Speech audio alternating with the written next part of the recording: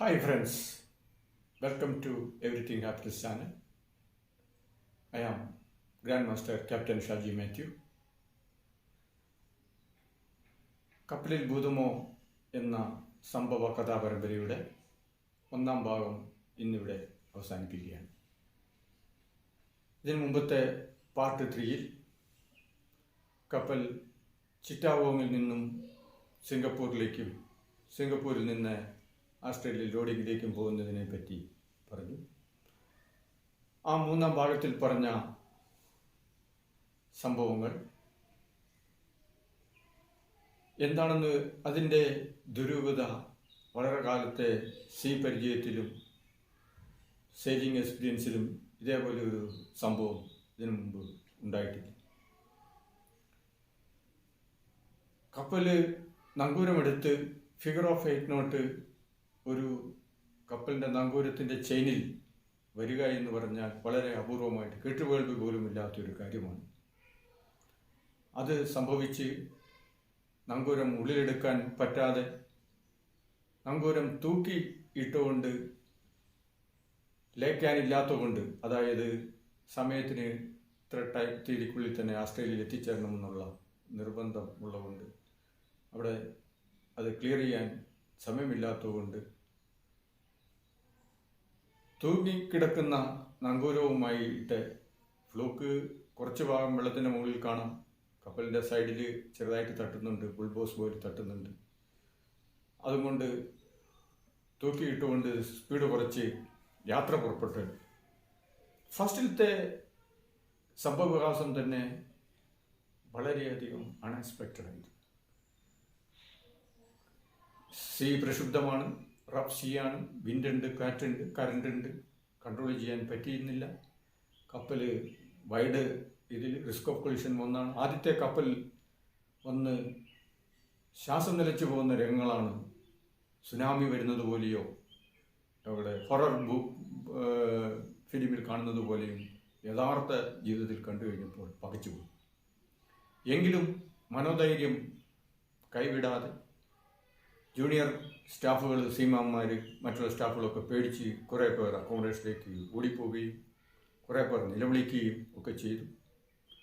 കോ ക്യാപ്റ്റനും വേറെ 1-2 സീമാന്മാരും ധൈര്യപൂർവ്വം സിറ്റുവേഷൻ കൺട്രോൾ ചെയ്തുകൊണ്ട് ബ്രിഡ്ജിലേക്ക് വയർലെസ് സെറ്റിൽ കൂടെ പറയുന്നുണ്ട്, വലതുവശത്തേക്ക് മാറിപ്പോകണം. പക്ഷേ ബ്രിഡ്ജിന് കൺട്രോൾ ചെയ്യാൻ പറ്റുന്നില്ല. വളരെ നാരോവിലി അക്കോമഡേഷൻ ഈ ഒരു കൊളീഷൻ ഉണ്ടാകാതെ രക്ഷപ്പെട്ടു. കൊളീഷൻ ഉണ്ടായിക്കഴിഞ്ഞാൽ കപ്പൽ രണ്ടും അവിടെ മുങ്ങും, കംപ്ലീറ്റ് ആൾനാശം ഉണ്ടാവും. കാരണം സീ റഫാണ്, ആൾക്ക് റെസ്ക്യൂ ഓപ്പറേഷനൊന്നും വേഗം നടക്കുകയില്ല.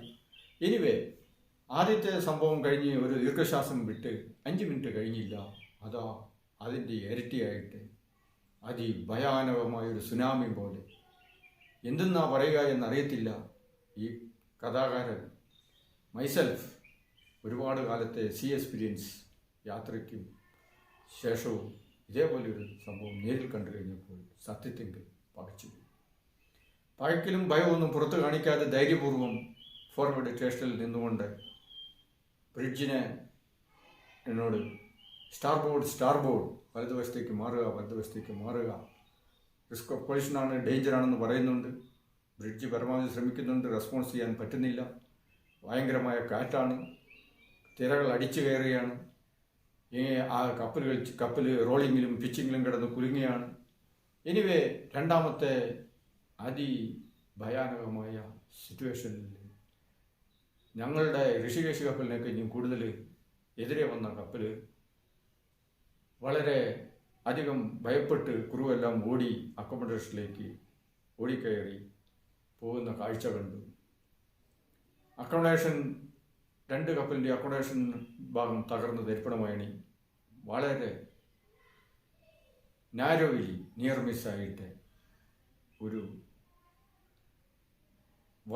വളരെ ക്ലോസ് പോയിന്റിൽ ഒരു വിധത്തിൽ ഒഴിവായി കപ്പൽ അവിടെ നിന്ന് ആക്സിഡൻറ്റിൽ നിന്ന് രക്ഷപ്പെട്ട് സിംഗപ്പൂരിലേക്ക് തൂക്കിയിട്ട നങ്കൂരവുമായി മെല്ലെ തിരിച്ചു. ഇതാണ് പാർട്ട് 3 എപ്പിസോഡിൽ പറഞ്ഞത്. ഇന്ന് ഈ കഥയുടെ കപ്പൽ ഭൂതത്തിൻ്റെ ആദ്യ ഭാഗം പൂർത്തിയാകുകയാണ്. രണ്ടാം ഭാഗവും ഉണ്ട്. ആദ്യ ഭാഗം ഇന്ന് ചുരുക്കി പറഞ്ഞ് ഇന്ന് ഇവിടെ പൂർത്തീകരിക്കുക. സുഹൃത്തുക്കളെ, കപ്പൽ അവിടെ നിന്ന് നേരെ സിംഗപ്പൂരിലേക്ക് പുറപ്പെട്ടു. വളരെ റഫ്സിയാണ്. റോളിംഗ് ഉണ്ട്, പിച്ചിങ് ഉണ്ട്. നങ്കൂരം ഇടയ്ക്കിടയ്ക്ക് ബുൾബോസ് ഓയിൽ അടയ്ക്കുന്നുണ്ട്.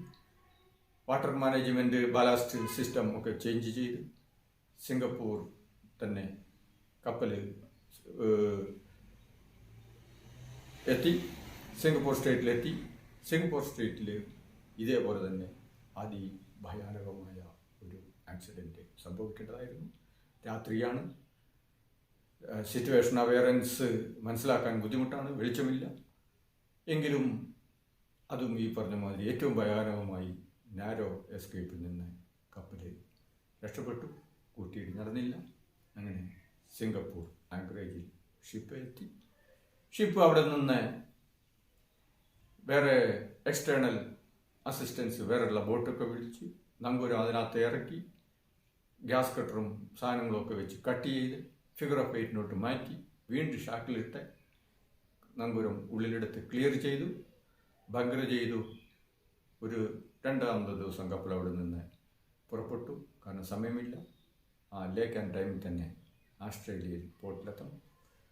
അങ്ങനെ അതിസാഹസ്യമായി കപ്പൽ അവിടെ നിന്ന് എല്ലാം ക്ലിയർ ചെയ്ത് ആസ്ട്രേലിയക്ക് പുറപ്പെട്ടു. ആസ്ട്രേലിയയിലേക്ക് പോകുന്ന വഴിയും കടൽ പ്രക്ഷുബ്ധമായിരുന്നു. യാത്ര ദുരിതമായിരുന്നു. ആസ്ട്രേലിയയിൽ എത്തി. സുഹൃത്തുക്കളെ, തീർന്നില്ല. അതാ അടുത്ത ഭൂതത്താൻ്റെ പ്രവേശനം പോലെ കപ്പൽ ആസ്ട്രേലിയൻ ആങ്കറേജ് വാട്ടറിൽ ആസ്ട്രേലിയൻ പോർട്ട് കൺട്രോൾ കപ്പലിന് ഡെസിഗ്നേറ്റഡ് ആങ്കറേജ് ഏരിയ തന്നു. വളരെ സീ റഫാണ്. റോളിംഗ് ആണ്, പിച്ചിങ് ആണ്, കാറ്റാണ്, വെള്ളം അടിച്ച് കയറിക്കൊണ്ടിരിക്കുകയാണ്. എങ്ങനെയെങ്കിലും നങ്കൂരമിടണം. കോ ക്യാപ്റ്റനും ഫോർവേഡ് ടീം, സ്റ്റേഷൻ ടീം ആൾക്കാരും നങ്കൂരമിടുന്നതിന് വേണ്ടി ഫോർവേഡിലേക്ക് പോയി. ബ്രിഡ്ജ് ടീം ബ്രിഡ്ജിൽ മാനുവറിങ് നടത്തി. കൺട്രോൾ ബാക്കി ടോക്കി കൂടെയും വയർലെസ് സെറ്റിൽ കൂടെയുള്ള സംസാരമൊന്നും ക്ലിയർ ആകുന്നില്ല. ഒരു വിധത്തിൽ ഒരു സ്പോട്ട് കണ്ടു. ലെറ്റ് ഗോ ആങ്കർ എന്ന് ബ്രിഡ്ജിൽ നിന്ന് ഓർഡർ വന്നു. Let go anchor, captain order വന്നു. കോ ക്യാപ്റ്റൻ ഓർഡർ കൺവേ ചെയ്തു. ആങ്കർ ലെറ്റ് ഗോ, ആങ്കർ വിടാൻ വേണ്ടി ഇട്ടു. സുഹൃത്തുക്കളെ, എന്താണ് സംഭവിക്കുന്നതെന്ന് അറിയില്ല. മൊത്തത്തിലൊരു പുക കണ്ടു. വിൻഡ്ലാസും ആങ്കറും എല്ലാം കൂടെ അതിഭയങ്കരമായ ശബ്ദത്തോടെ ചെയിൻ. കോ ക്യാപ്റ്റൻ വിചാരിച്ചു വിൻഡ്ലാസും സിസ്റ്റവും എല്ലാം പൊളിഞ്ഞ് കടലിൽ പോയി. ഭയങ്കരമായ പുക പൊങ്ങി. പുകയും പൊടിയും എല്ലാം കൂടെ. നങ്കൂരം ഉണ്ടോ ഇല്ലയോ എന്നറിയത്തില്ല. ഓരോ ഒറ്റ റണ്ണൗട്ട്. ഓൾറെഡി ചെയിൻ എല്ലാം കൂടെ റണ്ണൗട്ടായി. എത്ര ഷാട്ടിൽ പോയി. അത് ആരുടെയും കുഴപ്പമല്ല. എന്താണെന്ന് വെച്ച് കഴിഞ്ഞാൽ കപ്പൽ റഫ് സീയിൽ കൺട്രോൾ ചെയ്യാൻ പറ്റുന്നില്ല. വിൻഡ് ഭയങ്കരമാണ്. എൻജിൻ പവർ ഏൽക്കുന്നില്ല. അങ്ങനെ റണ്ണൗട്ട്. ഭാഗ്യമോ നിർഭാഗ്യമോ എന്ന് പറയാൻ പറ്റില്ല. കുറച്ച് കഴിഞ്ഞപ്പോൾ കുറച്ച് സ്പീഡ് കുറഞ്ഞു. ഒരു വിധത്തിൽ നോക്കി ഭാഗ്യം കൊണ്ട് ചെയിൻ ഫുള്ളായിട്ട് റണ്ണൗട്ടായില്ല. കപ്പലിൻ്റെ വിൻഡ്ലാസ് തകർന്നില്ല. ചെയിൻ ഉണ്ടായിരുന്നു. എത്രയോ ഷാട്ടിൽ കംപ്ലീറ്റ് തന്നെ പോയി. 11 ഷാട്ടിൽ റണ്ണൗട്ടായി എന്നാണ് എൻ്റെ ഓർമ്മ. അങ്ങനെ അപ്രതീക്ഷിതവും ദുരൂഹവുമായ ആ സംഭവത്തിൽ അങ്ങനെ അവിടെ നിന്ന് ആ കപ്പൽ അങ്ങനെ ലോഡിങ് കാത്ത് ആസ്ട്രേലിയയിലെ ഈസ്റ്റേൺ പോർട്ടിൽ അവിടെ വെയിറ്റ് ചെയ്തു. അങ്ങനെ ഈ കഥയുടെ ആദ്യ ഭാഗം ഇവിടെ അവസാനിക്കുകയാണ്. രണ്ടാം ഭാഗം തുടരും. നിങ്ങൾ എല്ലാവർക്കും ഈ കഥ, ഈ സംഭവ പരമ്പര കേൾക്കുകയും കാണുകയും ചെയ്ത സുഹൃത്തുക്കളെ, നിങ്ങൾക്ക് എൻ്റെ നന്ദി, നമസ്കാരം. ഷെയർ ചെയ്യുക, ലൈക്ക് ചെയ്യുക, കമൻറ്റ് ചെയ്യുക ഫ്രീ ആയിട്ട്. ഇത് ഒരു കഥയല്ല, ഇത് യഥാർത്ഥത്തിലുള്ളൊരു സംഭവ കഥാ പരമ്പരയാണ്. നന്ദി, നമസ്കാരം, ബൈ.